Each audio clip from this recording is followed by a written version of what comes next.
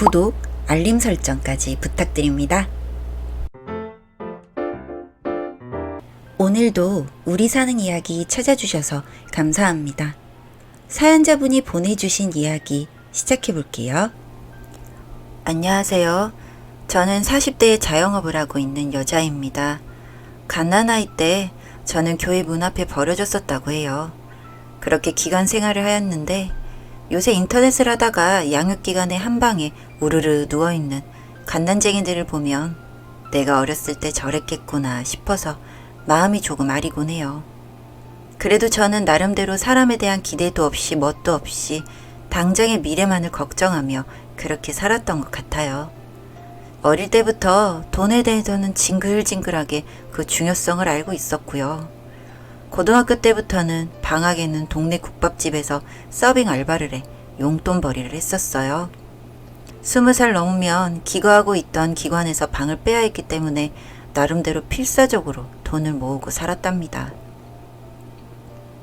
국밥집 아주머니는 딱 저만한 아들을 데리고 사셨는데 꽤 장사가 잘 되는 집임에도 불구하고 늘 초라한 행색을 하고 국자로 돼지 국물을 적고 계셨어요. 따뜻하신 분이라 늘 제가 눈에 밟혔는지 알바를 하는 날이면 꼭 국밥을 차려놓고 저한테 손짓을 하시곤 했죠. 영지야, 너 국밥 한 그릇 먹고 가라. 아니에요. 진짜 괜찮은데. 어차피 이거 한 그릇 있나 없나 똑같아. 가마솥에 국물을 이렇게 끓이는데 뭐 어떠니? 사실 기관에서의 밥그릇 싸움에 진력이 나 있던 저는 모르는 척 자리에 슬쩍 앉아 새우젓을 국물에 털어놓곤 했어요. 나름대로 작은 머리로 잔머리도 굴려서 밥을 안 먹고 출근을 하기도 했었죠. 기름진 돼지고기는 언제 먹어도 맛있었고요. 제가 밖에서 밥을 먹을 수 있으면 기관에서는 이제 막 자라고 있는 어린 동생들한테 밥을 양보해 줄 수도 있었거든요. 민수야, 너도 와서 밥 먹어라. 아, 싫어. 맨날 냄새나게 돼지국밥이야. 아, 그냥 돈이나 줘. 짜장면이나 사 먹게. 영지 봐라. 어쩜 이렇게 맨날 복스럽게 잘 먹니? 너는 국밥집 아들이라는 게 맨날 무슨 짜장면이야. 아, 쟤는 맨날 고아원에서 못 먹고 자랐으니까 그렇지. 아들인 민수는 국밥을 싫어하는 데다 맨날 저한테 미운 소리만 툭툭 뱉었지만 목구멍이 포도청이라고 저는 한 달 월급을 받을 수 있고 당일에 더운 저녁을 먹을 수만 있으면 충분히 만족을 할 수 있었던 것 같아요. 사실 뚝배기를 머리통에 집어던지고 싶었을 때도 있었지만 뭐 저는 그러기엔 너무나도 돈의 중요성을 잘 알고 있었던 어린 여자애였으니까요. 그렇게 돼지국밥집에서 아르바이트를 하면서 모은 돈이 딱 1,000만 원 정도가 되었던 시기에 저는 고등학교를 졸업하고 사회에 나오게 되었어요. 그리고 자연히 성인이 되면서 저 나름의 자립을 해야 했죠. 그래서 저는 숙식이 해결되는 공장에 취직해서 본격적으로 돈을 벌기 시작했던 것 같아요. 그리고 연애도 하고 결혼도 했어요. 놀랍게도 민수랑요. 늘 허름한 옷을 입고 돼지국밥을 적고 있던 그 사장님이 저희 시어머니가 된 것이죠. 밉살 맞을 말만 반복했던 민수는 제 남편이 되었고요. 그리고 나름의 행복한 시간들을 보내며 결혼 생활을 했던 것 같네요. 민수는 저랑 연애를 시작하면서 밉살맞게 굴었던 날들을 전부 사과했고 그 당시부터 본인은 저를 좋아하고 있었다고 고백하더라고요. 세상 어떤 좋아하는 사람이 저렇게 희한한 말을 하나 싶었지만 그래도 어린 시절 일이니까요. 사실 민수도 좋았지만 그 따뜻하던 사장님이 내 시어머니가 된다는 사실이 좋았던 것 같아요. 저한테는 처음 가져보는 가족이나 마찬가지였거든요.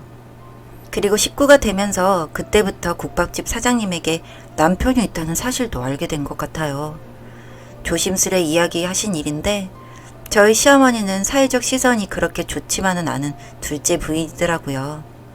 가끔 시아버지라고 내려오시는 분은 상당히 호인으로는 보였지만 제 눈에는 썩 좋아 보이지 않았어요.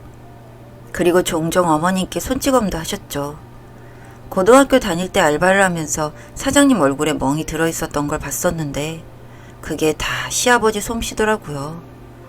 그런데 이런 일은 뭐 얼마 지나지 않아서 해결이 되었던 것 같네요. 저의 결혼식 혼주석에 앉아 계셨던 시아버지가 결혼하고 1년이 지나서 급성 심근경색으로 돌아가셨거든요. 하필이면 집에 내려와 계실 때 그렇게 되셔서 장례식에서 소동 아닌 소동이 있었네요. 돌아가신 분을 병원으로 모시고 그 처리로 정신이 없을 때 연락받은 본처와 그 소생들이 줄줄 내려와 병원에서 난리를 피웠거든요. 내 남편을 뺏어가더니 네가 내 남편을 잡아먹어? 본처인이 내려와서 번듯하게 상복을 차려입은 아주머니는 슬프지도 않은지 고래고래 소리를 질렀고요. 그 앞에서 우리 시어머니는 한없이 고개만 조아리고 있었던 기억이 나요. 남편인 민수도 첩의 아들인 게 그렇게 서러웠는지 아버지가 돌아가셔 흘리는 눈물인지 아닌지 모를 눈물이 얼굴에 흐르고 있었고요. 그 와중에도 첩의 며느리인 저는 부려먹어야 했는지 상복도 제대로 못 차리고 육개장만 나르고 있던 저였는데요. 우습게도 그 광경을 보기가 참 힘들더라고요. 어쨌든 제 시어머니는 어머님이고 남편도 민수니까요. 그래서 육개장을 들고 가다가 실수로 넘어져서 그 큰어머니께 쏟아서 큰 꾸중을 들었던 기억이 좀 있네요. 죄송합니다. 아니 이년이 정신을 놓았나? 이게 무슨 짓이야? 저도 모르게 발을 헛디뎠어요. 뜨거운 육개장을 뒤집어 쓴 큰어머니는 자연히 입을 다물고 옷을 갈아입으러 가셨고 그때 일이 실수가 아니라는 건 저만 알고 있죠. 그렇게 상을 치른 후에 우리 세 식구만 살았어요. 연세가 좀 있으셨던 어머님은 차츰 나이가 드셨고 오히려 시아버지가 돌아가시고 난 후에는 조금 편하게 마음을 먹고 일생을 보내셨던 것 같아요.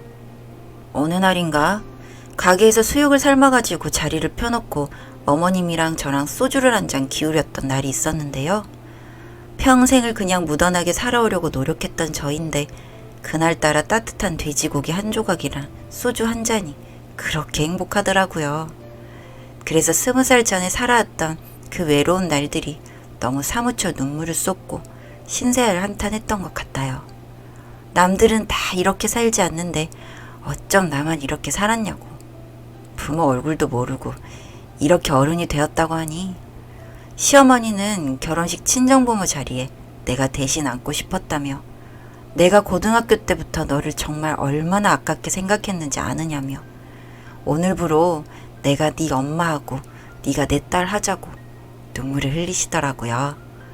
그렇게 꼭 안아주시는 체온이 너무 다정해서 저는 그날부터 정말 시어머니를 엄마라고 생각하고 살았던 것 같아요.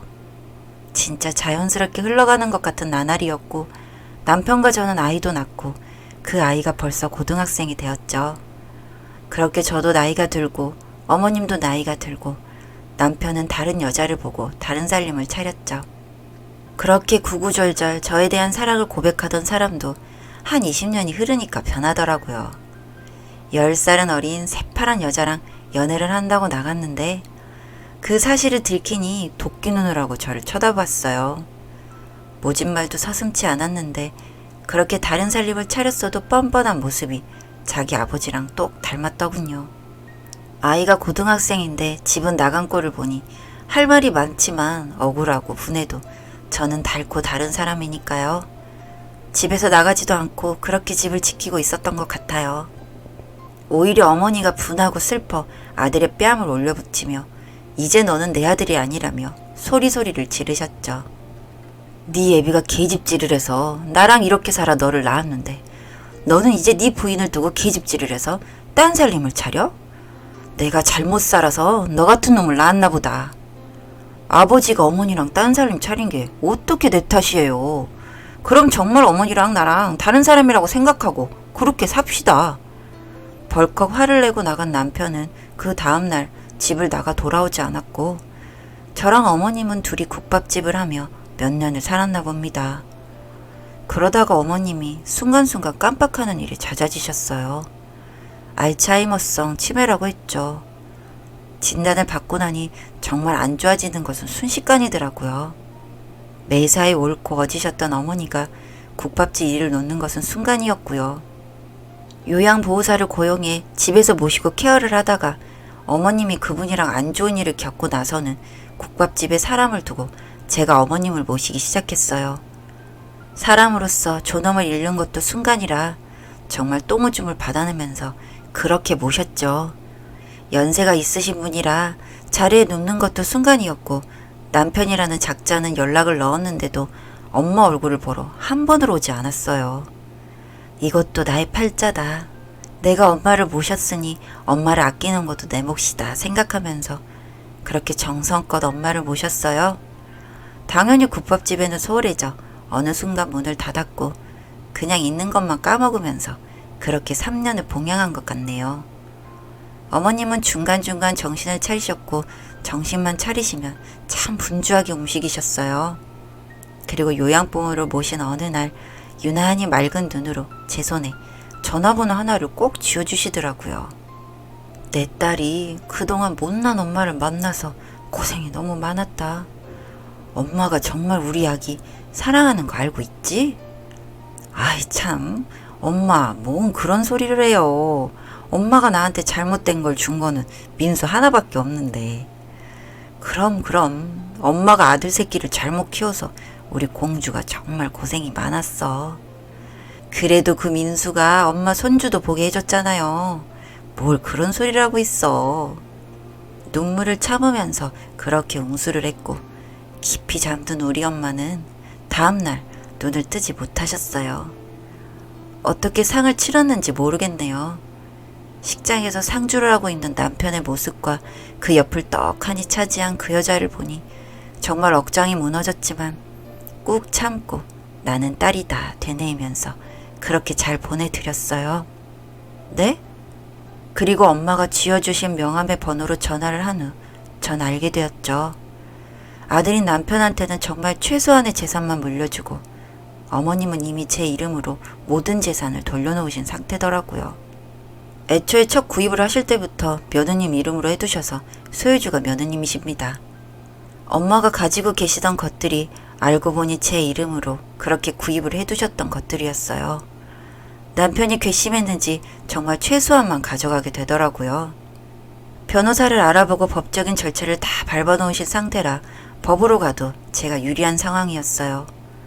너는 내 딸이라고 하셨던 그 이야기가 정말 다 참말이었던 것이죠. 그렇게 남편은 펄펄 뛰며 난리지만 저는 손에 큰 재산을 쥐게 되었고 이제 천천히 남편과의 갈라섬도 준비를 해보려고 하고 있어요. 이제 곧 저희 엄마 첫 제삿날이네요. 저한테 무한 사랑을 주셨던 저희 엄마가 아직도 보고 싶은 생각뿐입니다. 고아로 태어나 이런 엄마를 가질 수 있었던 저는 세상에서 가장 복이 넘치는 사람이 아닐까 생각해 봅니다. 사연은 여기까지였고요. 우리 사는 이야기 시청해 주셔서 감사합니다.